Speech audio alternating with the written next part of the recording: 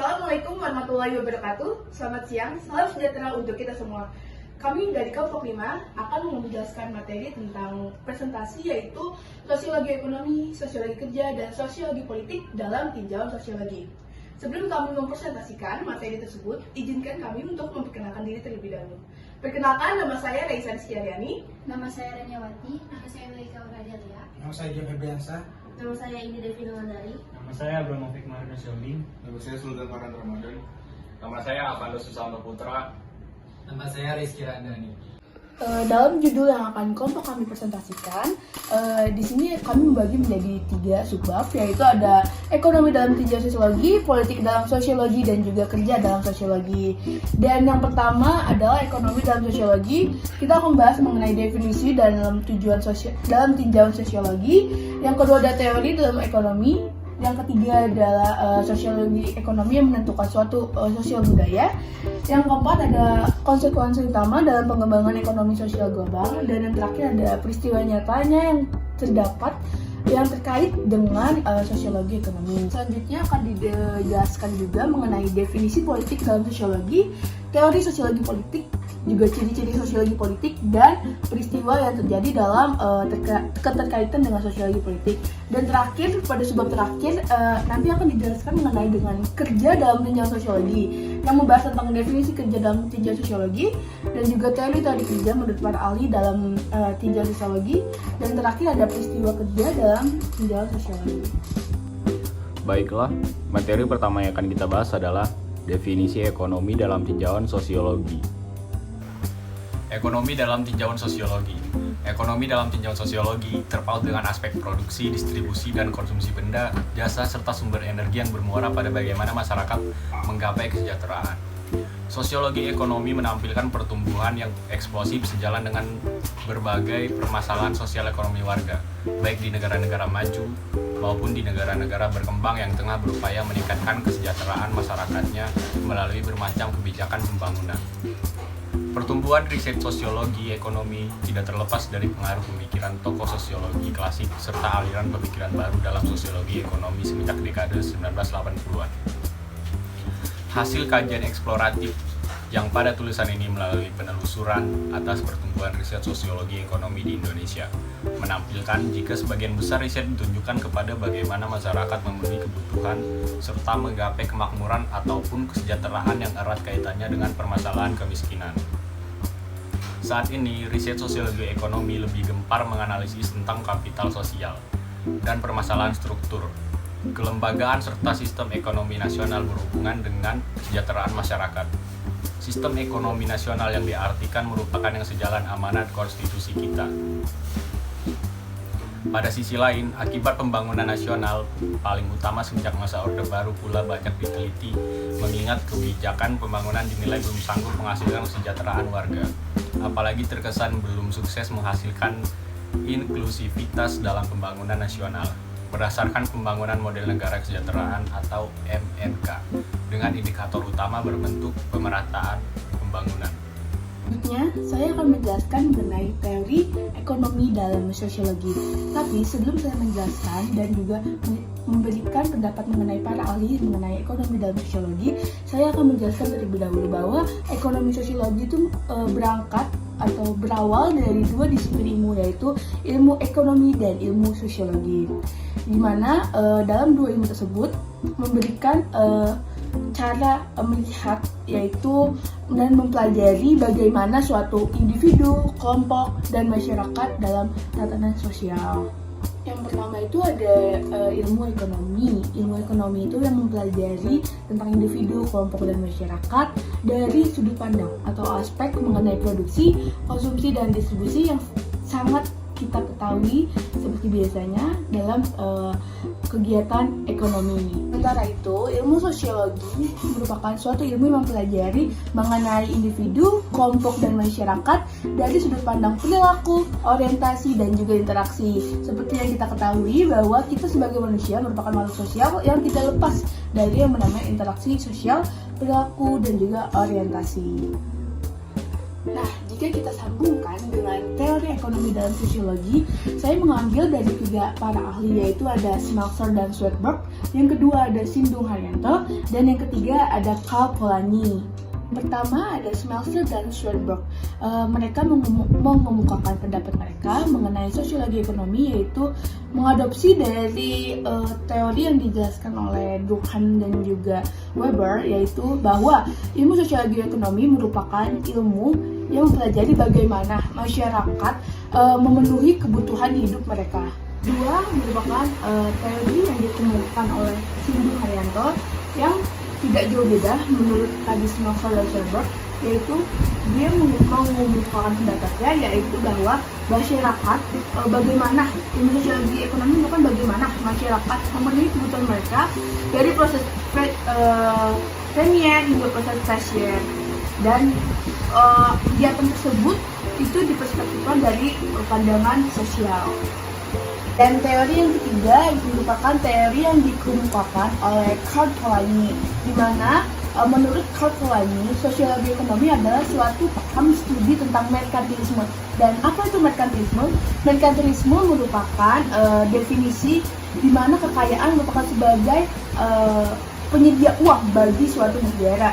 Dan menurutnya kekuasaan merupakan adalah untuk meningkatkan kekayaan dari suatu negara tersebut.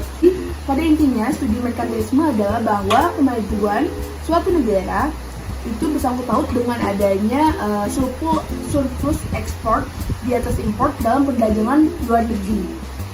Selanjutnya ada sosiologi ekonomi yang menentukan suatu sosial budaya. Di sini saya mendapat 3 poin penting dalam hal ini, yaitu ada hubungan produksi antara kelas bourgeois dengan kelas proletar, yang kedua ada eksploitasi, dan yang ketiga ada kapitalisme. Pertama ada hubungan produksi antara kelas bourgeois dengan kelas proletar, yaitu di sini adalah bahwa semua komoditas yang ada dalam poin pertama, yaitu hubungan produksi antara kelas bourgeois dan kelas proletar, itu sepadan dengan apa yang dikerjakan dan juga sesuai dengan nilai suatu komoditas tersebut. Yang kedua ada eksploitasi, di mana eksploitasi adalah pengambil alian surplus produksi yang dihasilkan oleh tenaga kerja untuk kepentingan akumulasi kapital. Tiga ada kapitalisme. Kapitalisme pada dasarnya adalah serangkaian struktur yang membuat batas pemisah antara individu dan juga proses produksi, di mana pada kapitalisme ini merupakan menjadi suatu dasar dari suatu paham yang bernama alienasi. Nah, apa itu alienasi? Alienasi merupakan dampak konflik yang disebabkan oleh sistem kapitalisme yang mendambakan suatu sistem sosial. Dalam perkembangannya, ilmu sosiologi ekonomi juga berkembang secara global dengan selarasnya kemajuan dan perkembangan dari globalisasi. Maka dari itu ada 5 konsekuensi utama dalam pengembangan ekonomi global. Yang pertama adalah meninjau pembagian kerja global di wilayah di dunia. Jadi tidak hanya pada di suatu benua Eropa ataupun Amerika, tapi pemerataan bagi seluruh di wilayah di dunia. Dan yang kedua, ada semakin banyak produksi yang melewati lebih banyak dari satu negara. Arti dari sini adalah semakin banyak produk-produk yang diekspor, yang dikirim, dan juga dijual belikan di tidak hanya lebih dari satu negara, tapi berbagai macam dan banyak negara. Dan yang ketiga adalah pemerintah pusat yang tidak lagi mengontrol jalannya aktivitas ekonomi dari pemerintah daerah ataupun yang ada di perbatasan. Terus yang keempat ada tidak hanya dalam jumlah yang besar yang kita berekspektasi, tapi bahkan dalam jumlah kecil pun banyak bisnis yang beroperasi secara internasional hingga ke luar dunia.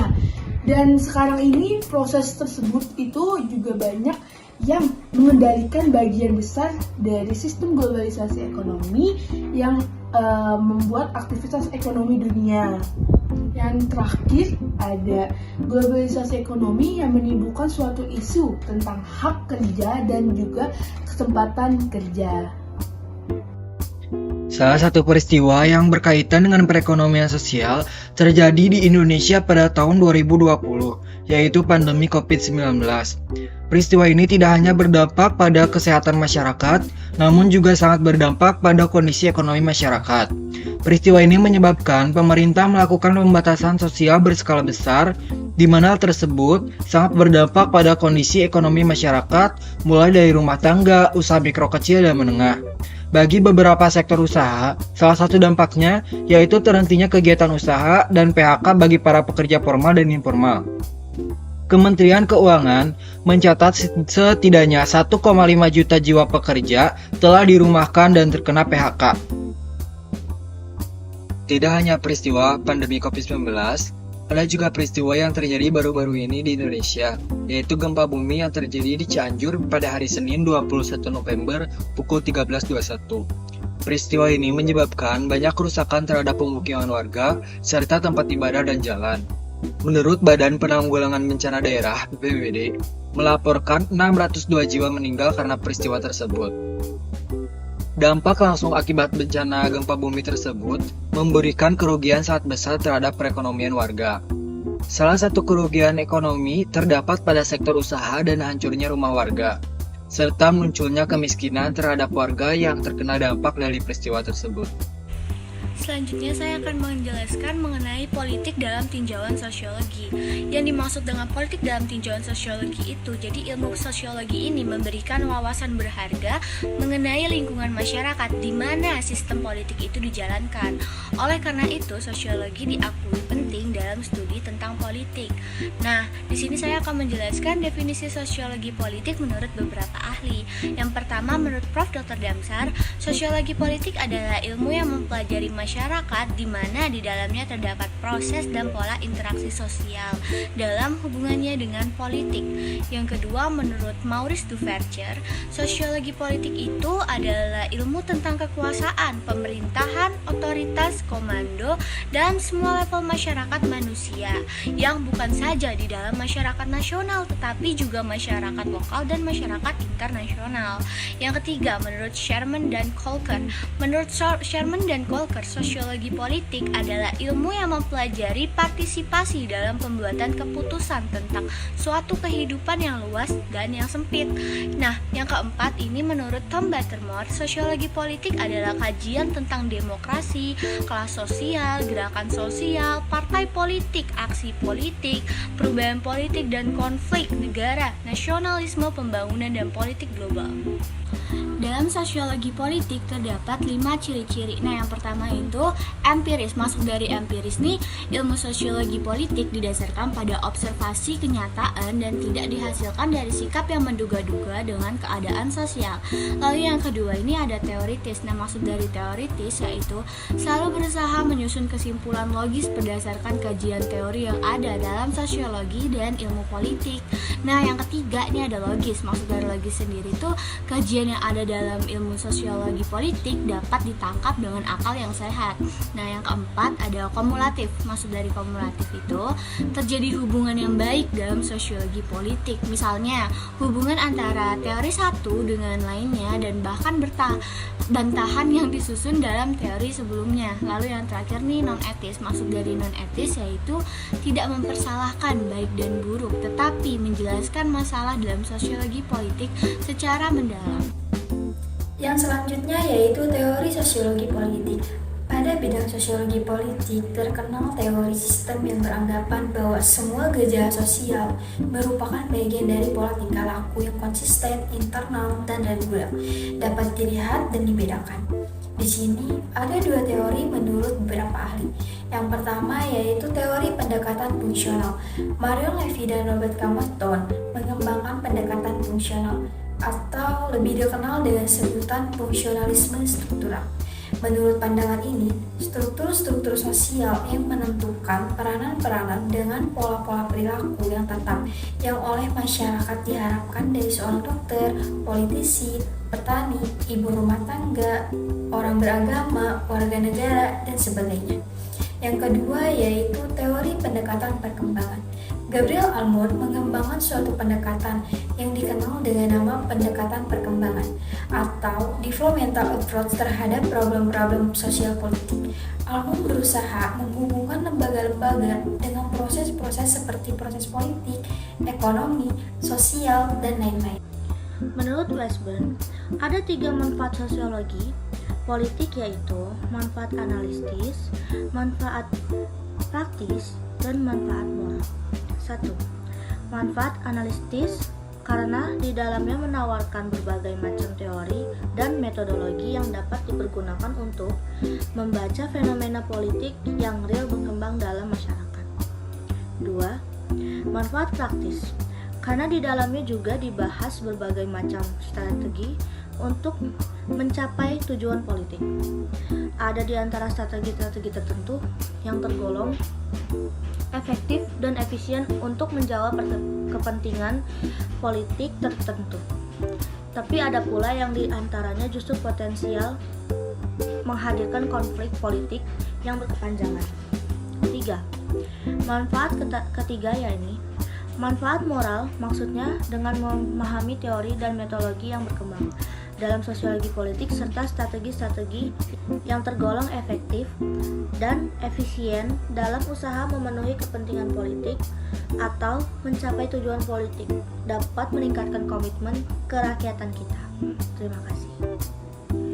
Salah satu contoh yang dapat diambil dalam kajian sosiologi politik sebagai studi tentang negara, khususnya dalam tanggapan masyarakat untuk melangsungkan dan mensejahterakan masyarakat, yaitu kebijakan program Indonesia Pintar atau program Indonesia Sehat yang dilakukan dalam upaya untuk menyumbul bonus demografi di Indonesia. Kajian dalam sosiologi politik pada saat ini sangatlah mudah ditemukan di tengah-tengah masyarakat Indonesia.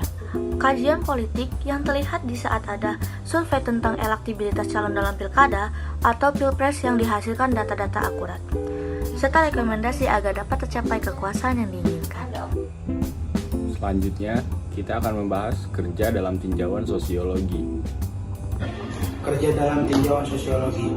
Profesi adalah pekerjaan tanda kutip bergengsi yang membutuhkan pendidikan formal yang luas. Orang yang melakukan pekerjaan semacam ini membuat profesi atau pernyataan publik tentang keadaan mereka untuk bekerja sesuai dengan prinsip-prinsip etika tertentu. Profesi meliputi kementerian, kedokteran, hukum, akademik, arsitektur, akuntansi, dan pekerjaan sosial. Suatu pekerjaan dianggap sebagai profesi jauh, ia menunjukkan 4 karakteristik. Baik, selanjutnya saya akan menjelaskan tentang teori sistem atau sistem teori. Teori sistem memberikan perspektif untuk memahami mengapa seseorang berlaku dengan cara tertentu. Pekerja sosial dapat menyelidiki semua faktor yang mempengaruhi atau dipengaruhi oleh klien mereka. Dengan begitu, para pekerja sosial bisa mendapatkan gambaran terang tentang apa yang mendorong perilaku dan pilihan klien mereka. Teori kelekatan atau attachment theory. Teori kelekatan termasuk salah satu teori paling populer yang menyediakan kerangka kerja bagi pekerja sosial untuk memahami perilaku manusia.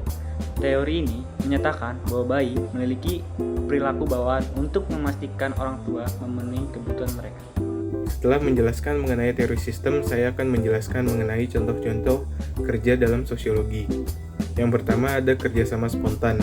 Kerjasama ini merupakan kerjasama yang terbentuk atas dasar spontanitas ataupun inisiatif yang sama sekali tidak direncanakan.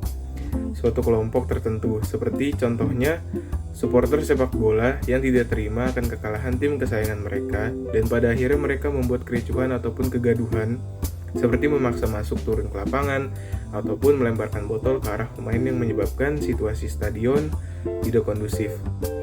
Yang kedua itu ada kerjasama langsung. Kerjasama ini merupakan suatu bentuk hasil perintah atasan ataupun bos, yang dimana perintah ini langsung dari atasan untuk memberitahu karyawan ataupun bawahannya, bukan melewati perantara seperti manajer. Seperti contohnya adalah Tentara Nasional Indonesia yang ditugaskan langsung oleh panglimanya untuk melaksanakan misi kemanusiaan ke daerah pedesaan ataupun pelosok untuk melakukan kegiatan seperti membantu warga sekitar untuk memenuhi kebutuhannya sehari-hari mereka, dan juga bentuk pengabdian TNI kepada masyarakat Indonesia.